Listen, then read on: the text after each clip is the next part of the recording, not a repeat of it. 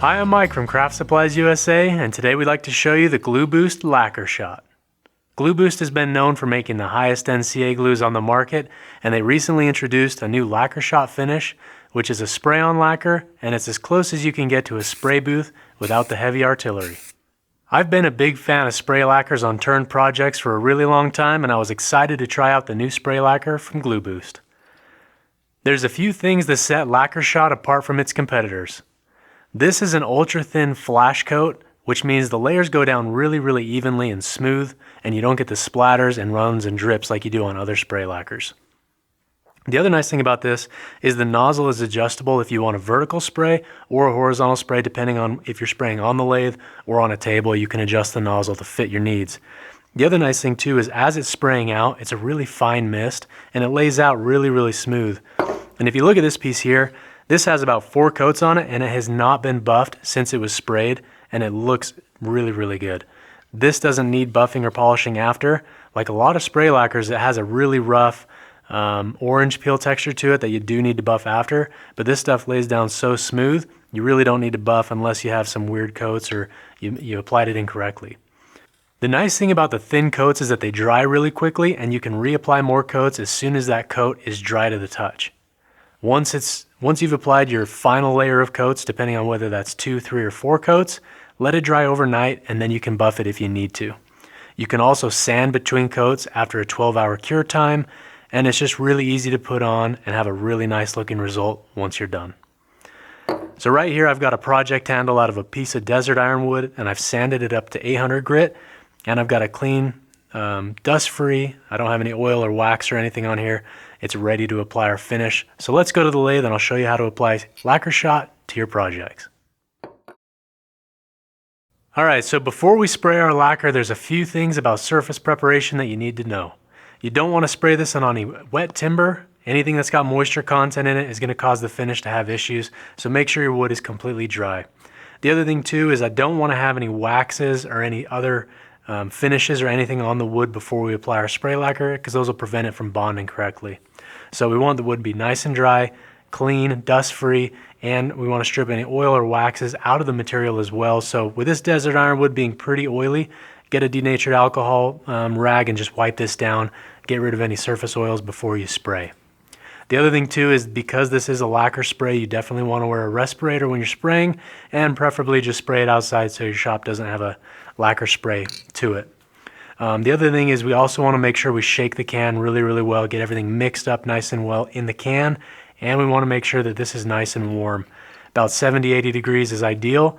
That'll help it that'll help it spray really smooth, and you won't have any globs or any clogged nozzles or anything. So with my desert ironwood here, this has a really closed cell structure to it, so it should lay down really nice and smooth. If you're using something like Wenge where it's an open pored wood, it might be best to put a CA finish on and have that fill in those pores before you put your spray lacquer on. But that'll depend on the material you're going to be spraying. But with this desert ironwood, we can just put this straight on once we've done our surface prep, and we'll be ready to spray. So the first coat, I want to do a nice light coat, even coat, and let that rotate this hand wheel, get this thing sprayed. Make sure we get the ends here, also down here on the end, and just get a nice even coat for our first pass. And we'll let this dry till it's dry to the touch.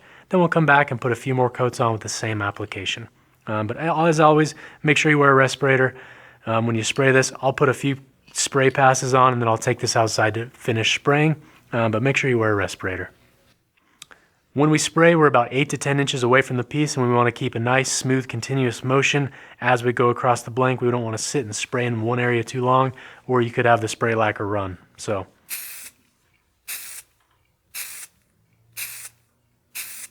you can see it's bringing out the natural colors in the wood already. It's darkening up the dark areas and just enhancing the color of the piece. The nice thing too is the lacquer spray with figured woods allows the chatoyancy in the wood to really shine, and you get a really good reflection on those figured woods as well.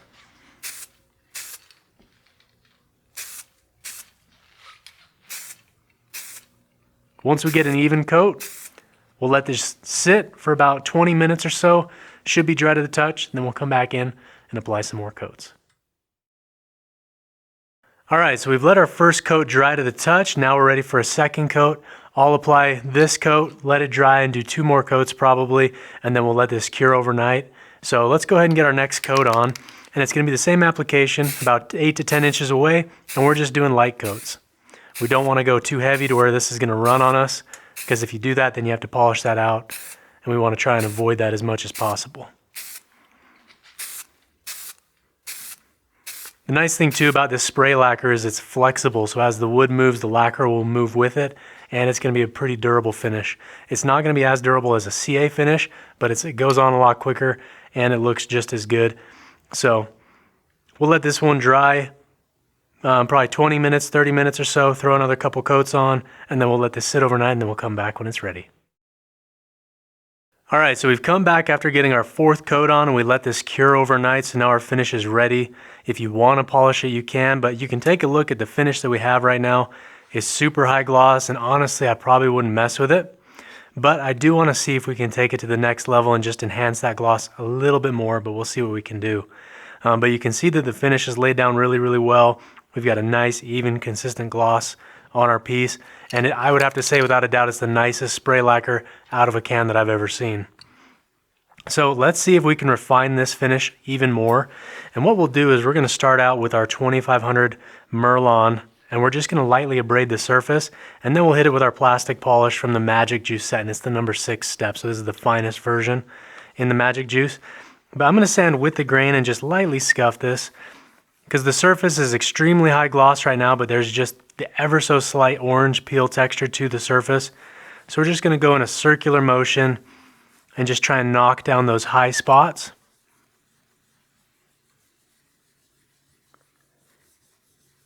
And this is 2500 grit, and I'm not using a lot of pressure, just a little bit. I'm allowing that grit to do the cutting action. I'm not forcing it in there because I don't want to go through that spray lacquer.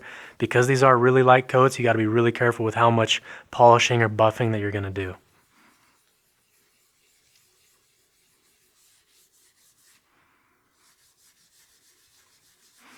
And we'll just abrade this surface till we have a nice uniform semi-matte surface.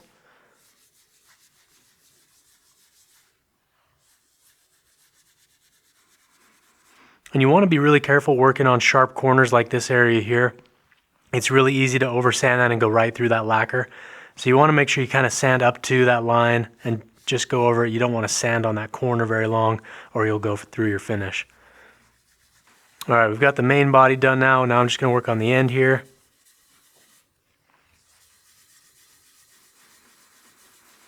And what we're doing with this Merlon is we're just abrading that surface and just making everything nice and level to where when we go with that Magic Juice, it's going to get that shine really nice and even. And it's going to give us a nice level surface as well. So we should have a little bit more gloss. But honestly, the way it was before, it was so nice looking. I don't know if I would really have messed with it. But this is just for the sake of science to see if we can get this to look even glossier and be as glossy as a CA finish, but with a lot less work. Okay, everything's nice and uniformly matte. Let's go ahead and use our Magic Juice. We'll polish this up and see how it turns out. All right, with the Magic Juice, it's a 6-step polishing system. I'm going to be using the finest paste they have. This is the number 6. This is the highest grit. I think it's around 12,000. What we're going to do is turn the lathe on. We'll have this at about 3,000 RPM, and we'll just put it on a clean rag and then just look to polish the surface.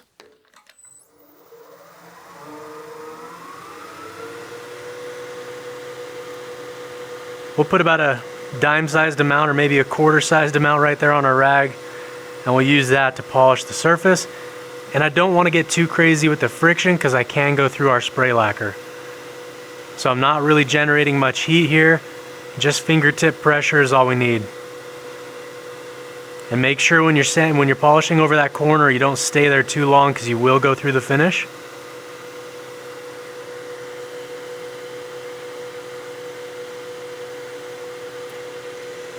Yeah, and I can see that gloss is already increasing a lot.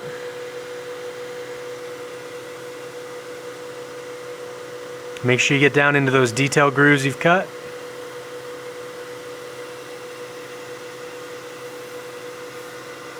Yeah, the gloss is looking really nice. It's a little more uniform as well.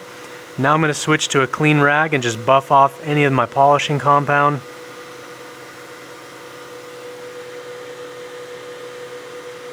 Make sure you get down into those grooves to get the polishing compound out because it'll leave a white line, little residue.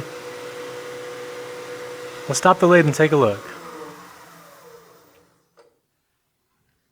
Yeah, that looks really good. So I wouldn't say that the shine has increased much, but it's definitely a little more smooth looking, and I'm really happy with the finish that we have here on our piece. All right, let's take this off the lathe and I'll show this to you in the light. See the gloss level that we're working with. So you can see we have an ultra high gloss that really enhances the natural colors in the wood, and it's a really fast, easy to apply finish, and really the only downtime is just the wait time on the curing process and making sure that it's ready to polish. I think for production turners, if you're going to be turning a bunch of ornaments or handles or things like that, where you can spray lacquer and then keep turning other projects while you're letting this finish cure, I think it's a really good option because the end result really doesn't need much work after, and you can just assemble your project, spray lacquer it, and then it's ready to sell. But it's overall a super easy, fast finish that's going to be durable, it's flexible, it'll move with the wood as the wood moves over time, and it leaves a really nice looking result. So, of all the spray lacquers on the market, I think this is probably the best one out there. As always, if you have any questions or comments, leave it in the section down below, and subscribe to our channel for more wood turning videos.